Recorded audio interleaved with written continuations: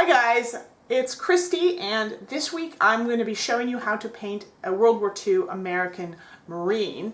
I've got this figure here, which I've started from Warlord Games. He's part of a specialist pack they make, which also includes a couple of medics, an injured Marine, a radio man, and of course this guy who's kind of like a grizzled old sergeant, I guess. And I think with these models, in that pack, you could actually put together a really kind of nice mini diorama with the, injured soldier, the medics, the guy calling for help, and of course this guy kind of covering for them. I did choose to paint him for you today, though, because I think he's kind of the least specific kind of model in that set, so he should be the most useful if you just want to generally know how to paint a Marine. And I have had a fair number of requests for how to do this unit already. And I think the American Marine is actually one of the few kind of very general common World War II units that I actually have not covered yet, because obviously there were a lot of these guys fighting in the Pacific Theater. So it's probably long overdue a video about how to do one of these guys. The uniform is really quite simple. It's not very different from a lot of American uniforms, other American uniforms that is. The Marines were kind of a khaki green colored, very simple outfit most of the time, especially because where they were it was very hot, so they tended to shed a lot of layers and kind of wear the minimum of clothing possible in a lot of situations.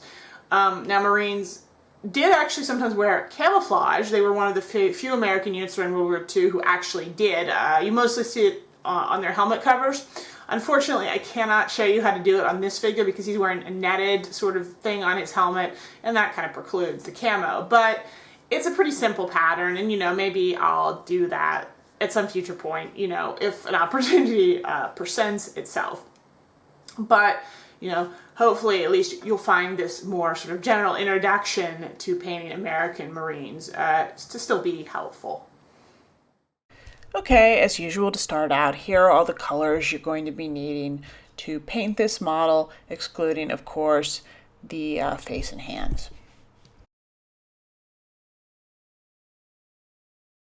I'm going to start out here by base coating the Marine's uniform. His pants and shirt are basically going to be the same color. I'm using US Olive Drab here from Vallejo, of course, and I have mixed in some green gray to lighten it. I don't know, I'd say about a 50-50 mix. You don't want it to be too dark, and the US Olive Drab is really quite dark on its own.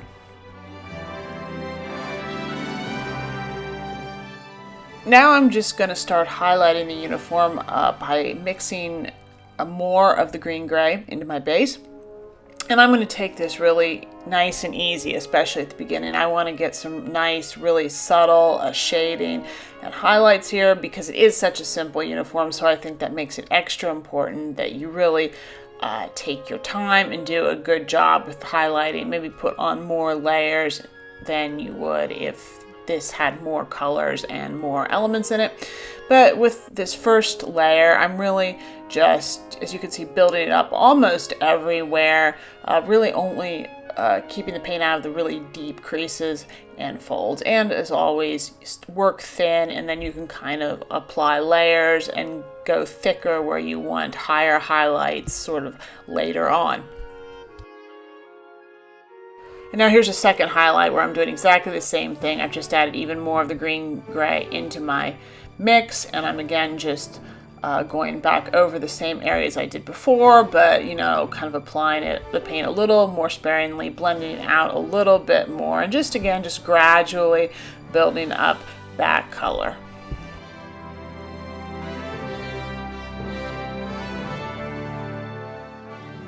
And my next highlight layer here is, I think, just pure green gray on its own. I'm applying it in the same way that I did the earlier colors. I'm really starting to define creases and folds at this point. Really, you can see working on the knees, any sort of emphasizing any sharp sort of cuts or folds in the fabric. There's a lot of that on the sleeves here you really have to pay attention to because they're all folded and bunched up. So there's a lot of nice work to be done. They're kind of defining all of those creases. And on the sleeves particularly, not only do you want to use the lighter colors to define those wrinkles and folds, you also want to make sure you're putting more of the lighter color towards the top of the sleeve and sort of leaving it darker underneath and it's sort of fading out towards the bottom, because you'd expect light to be kind of coming down from the top, and you don't want them to be uniformly light all the way around, irregardless of how the wrinkles kind of fall in the fabric.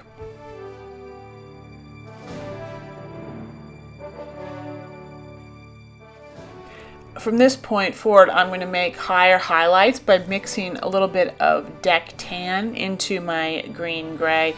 The first sort of highlight with that combination, I'm not going to put in too much deck tan. I want to be careful here. When you get to these sort of higher highlights, it's really easy to go too fast and then you get into a lot of trouble trying to blend everything together. So if you're not sure, if you're not confident that you can control the colors, err on the side of caution and don't put too much paint in. And if it doesn't really, if you don't manage to put enough in, you don't feel like it's making any difference, you can always go back in and add a little bit more color.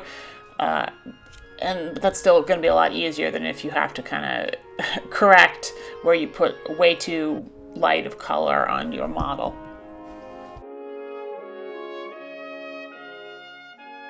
By this point, I've got quite a lot of deck tan in my green gray, and this is kind of my final overall highlight that I'm really applying in large areas. But you can see I'm being careful where to put it for emphasis. I'm keeping it thin, nice and transparent so that I don't really lose control of the highlighting.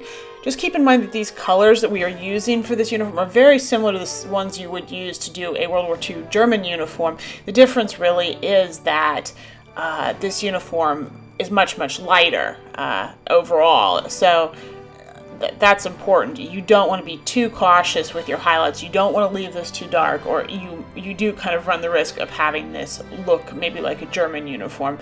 I mean, arguably, you're probably not going to have Marines and World War II Germans together on the table, but, that's just something you probably want to try to avoid. But the main thing that's going to make this look more like a World War II American Marine uniform is sort of the lightness of it. And you've got a lot of kind of flexibility in that because, they wore these out, they got really dirty, they got really bleached out, they took a lot of abuse in the tropics. So you can use a variety of color combinations. You can go for a much more sort of brown, dirty green look if you like. This is a fairly kind of clean uniform, I should say. But if you look at guys actually out in the field, these got really kind of more browny green. They lose some of their green color. So you can have quite a sort of a range of kind of acceptable colors on this uniform.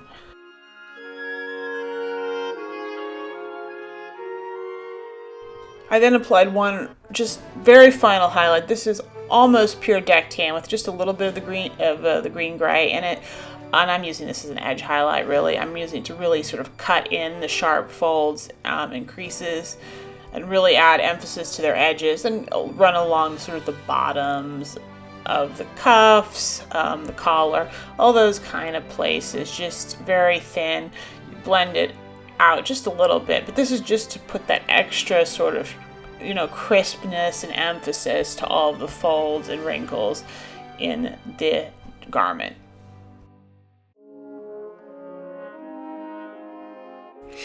Now I'm going to start working on all of the packs and equipment and belts and stuff. American equipment type stuff is really easy to paint because it was pretty much all the same color. Sort of this, slightly greenish yellow khaki shade. And that's like basically everything he's carrying, with a few exceptions, which we'll get to later. But you can see I'm just going over that now. I'm just going to be carefully base coating all those areas with the khaki gray from Vallejo to start out with. In order to highlight the packs, I went ahead and mixed some Iraqi sand into the khaki gray, which gives it a more sort of dusty color. That's what Iraqi sand's really good for. And I'm just going to start sort of carefully picking out at this point the individual pieces of equipment, really leaving that dark shade only sort of as a dividing line between the segments. There's a lot of detailing sculpted, I should say fine detailing, in fact, sculpted into these pieces of equipment. So you're going to have to be pretty careful and use your neatest brushwork to make sure that you give everything a lot of definition and that you don't sort of cover over sort of areas that separate the different pieces. I applied a couple layers here where I just added sort of increasing amounts of Iraqi sand to my mix. You can go for several steps here, but you're not going to get really, I found at least you can't get enough definition just by adding in Iraqi sand, and you don't want to go up 100% to Iraqi sand as your sort of last highlight either, because that's just not quite the right shade for this equipment.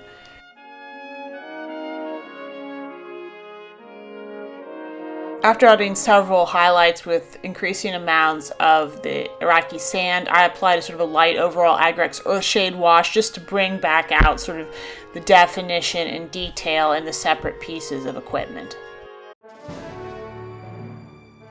After that, I just continued highlighting even further to get things really light. And at this point, I stopped lightening with Iraqi sand because I, again, didn't want it to get too much that kind of brownish color. And I instead started adding in a little bit of ivory from Vallejo into my mix to add sort of a lighter look, but also keep it slightly yellowish. And again, I'm just carefully building up and being, really careful to make sure I maintain that sort of dark color down in all of the, sort of recesses so that you can still see the sort of separate pieces. I admit I struggled a little bit with this equipment. I'm not sure why. I think it was just the color combination or just maintaining the detail proved kind of tricky here. I switched to a number 0 brush too, actually at this point, to try to make the process a little bit easier. And I just kept building up with more and sort of more ivory in the mix.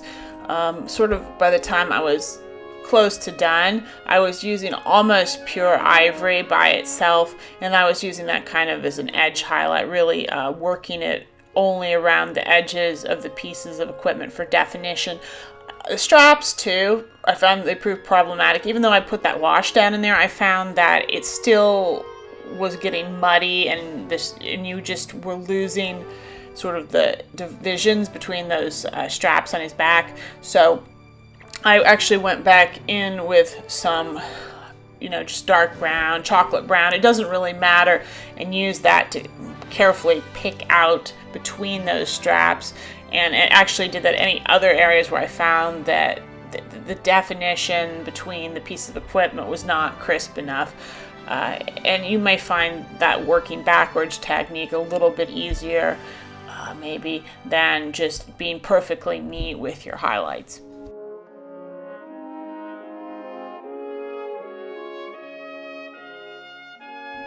After this, I kind of got the sense that my equipment had gotten almost too light and bleached white looking, and that wasn't the idea either. I want this equipment to be a little bit more brown, and yeah, so in order to fix that, I applied a very light, thin wash of Seraphim Sepia all over everything. And once that was dry, there were a few areas I thought needed extra highlight, and then I went back over and redid them. Alright, now I'm just going to base coat his helmet here using the US Olive Drab again. You're not going to see pretty much any of this later on, but I just want to make sure we get a dark color down in those sort of deep recesses. I'm now going to start base coating all the areas I want to be leather using German Camouflage Black Brown. This includes his boots, his holster for his pistol, the strap for his gun, his watch strap, and also the strap going across the front of his helmet. I didn't actually see all those things all at once, so I had to go back in later and sort of keep adding in bits that I'd kind of forgotten. I'm now going to start highlighting the leather using Vallejo chocolate brown. I'm being kind of subtle with the leather here. I don't want it to get too light or faded looking, so I'm applying this chocolate brown very precisely, especially on these shoes. I actually really liked painting the shoes on this model because they were very clean and nicely sculpted and well defined. And very often that's not the case on models. The shoes are kind of a mess and it's hard to see where the different parts are, but that was not an issue here. They were a real joy to paint. And I'm just going to start kind of very sort of conservatively highlighting all of the leather areas here with the chocolate brown. I'm also going to use the chocolate brown as a base coat on the butt and sort of handle of his Tommy gun here.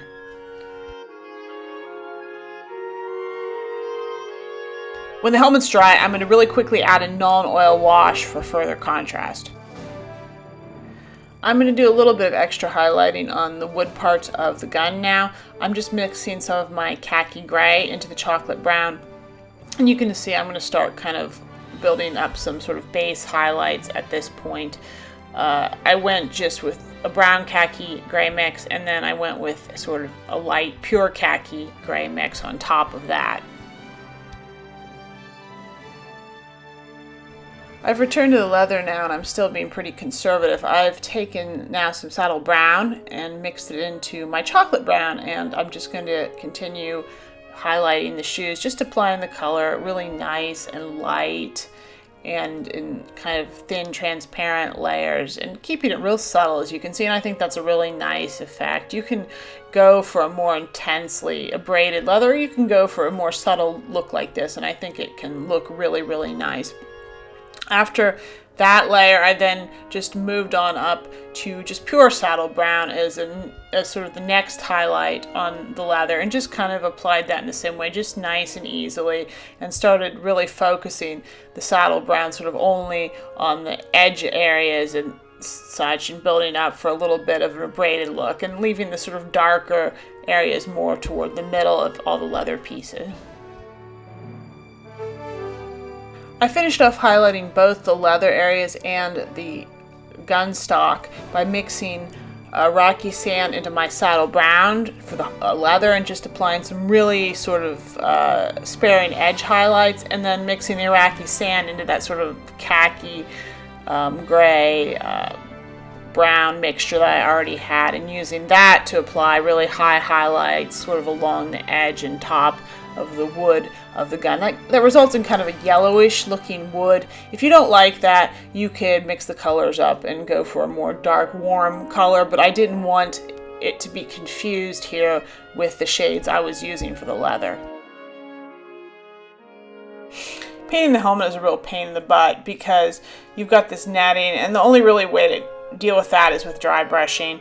I'd made a mixture of Iraqi sand that I darkened a bit with chocolate brown as my base, and I sort of very lightly tried to overbrush, but the sculpting on this helmet cover is really poor and uneven, so just trying to get a dry brush that actually works here is very hard. I then went back in with lighter colors, just ultimately just pure Iraqi sand, and again, and kept sort of dry brushing, well, over brushing here because I'm not ruining my brush obviously, and I'm emphasizing more all around the edges at the base and on the top, and when I'm done it kind of looks like a hot mess. So what I ended up doing to try to fix it was go back in with some Agrex Earthshade wash and applying that over everything just to bring the detail and the sort of recesses back between the netting. And you can apply thicker build up layers of the Agrex Earthshade wash just to get emphasis on the right parts of the helmet, and then use the lighter color again over top once that's dry to bring back up highlights if you think it got too brown or muddy. It's just kind of going to be a little bit of a balancing act here to sort of get the right effect given sort of the situation that we're dealing with this kind of poor sculpting. Next, I painted his binoculars. I just base coated these with black, and then I went in with some Vallejo German gray and applied sort of a base highlight, and then just some extra sort of edge highlight sort of around the tops and sort of base and stuff by mixing in a little bit of deck tan to my German gray. You can add as many kind of highlights as you feel comfortable with here. It's a real small area, so you don't really need to do much blending or anything like that. These were sort of a little bit shiny, so if you want to go with some higher highlights in a few places here, very sparingly, that can still look pretty good. Finally, I'm going to be working on the metal areas, which mostly consist of the body of his Tommy gun and his pistol, and there's a few little buttons and snaps and things here and there you can paint the same way. My base coat here is German gray. I've added a little bit of the layer gunmetal into that, and I'm just going to apply that everywhere. And then highlighting is pretty simple. I just sort of add a little bit more of the gunmetal into my base and apply some highlights. These are, again, modern guns, so they shouldn't be too shiny, they shouldn't be too bright. Try to stay restrained and not go, too metallic with your paint job here. You can and will probably definitely want to apply some just pure undiluted gunmetal, but use that really for emphasis on areas where there's a lot of wear, or you just want there to be a little bit of extra shine, like maybe around the magazine, or the sort of the trigger, or around the end of the gun. But really, when you're applying the pure undiluted gunmetal, make sure you just do it sort of very carefully and just a little bit. And you do need to do it. It really helps for emphasis. It'll make the whole thing pop, but just be mindful not to overdo that. Okay, so here's our finished World War II American Marine kind of sergeant, wearing a uniform that would have been kind of typical for the Pacific Theater. This model was not particularly difficult. I'm pretty happy with how he turned out, though there's definitely things I would have done differently. I think I didn't maybe make the best color choices, for example, when it came to painting his equipment packs and straps and stuff. I mean, it ended up looking okay, but I think if I'd made better kind of paint color choices, I might have saved myself some time and sort of gotten better results more quickly. So that's something to work on. And I am kind of sorry that he has that netted helmet, because I don't think it's kind of a letdown. It lets down the rest of the model. It's not very well sculpted. It looks kind of bad. And you see in pictures these guys so much more often wearing actually a helmet with a camouflage cover, and that would have been so much more interesting, and I wish I would have been able to paint one of those for you guys. I think it would have just been altogether a better thing, but whatever. You work with kind of the models you have and do the best you can. And yeah, again, overall, I think the look is good, and I hope, this gave you a good sort of general idea of how to paint this type of uniform. So as always, if you like this video, please, click the like button, of course. Share it with your friends. Leave me comments with what you thought about all this, what you liked, what you didn't like. Subscribe to my channel, of course, if you haven't done so already, so you can keep up with the latest developments. And I think that's all for this time, so I will see you next week.